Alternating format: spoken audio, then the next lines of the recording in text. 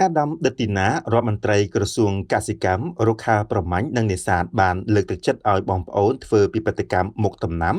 និងរួមគ្នាបង្កើតជាសហគមន៍កសិកម្មទំនើបដើម្បីកាត់បន្ថយហានិភ័យនៃអស្ថិរភាពតម្លៃនិងដើម្បីឲ្យក្រសួងអាចផ្ដល់ការគាំទ្របានកាន់តែច្រើននិងការជួយផ្សារភ្ជាប់ជាមួយទីផ្សារដែលមានស្រាប់ជូនដល់បងប្អូនប្រជាកសិករអាដាមរដ្ឋមន្ត្រីបានមានប្រសាសន៍ដូចនេះក្នុងឱកាសអញ្ជើញចុះជួបសំណេះសំណាលជាមួយបងប្អូនប្រជាកសិករដាំដំឡូងមី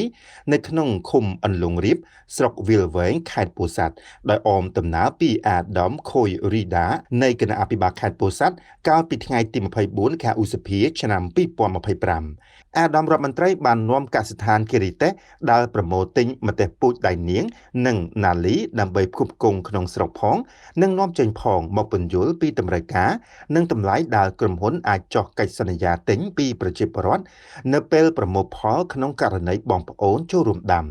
ទន្ទឹមនេះអាដាមដិតទីណាបានណែនាំឲ្យមានការពិភាក្សាគ្នាបន្ថែមជាមួយក្រុមការងារក្រសួងលើមុខដំណាំសក្តានុពលផ្សេងទៀតស្របតាមតម្រូវការទីផ្សារលោកញៀនសំអូនតំណាងប្រជាកសិករបានថ្លែងអំណរគុណអាដាមរដ្ឋមន្ត្រីដែលយកចិត្តទុកដាក់ដល់សុខទុក្ខនិងផលប្រយោជន៍ប្រជាកសិករតាមរយៈការអញ្ជើញចុះផ្ទាល់ដល់មូលដ្ឋាន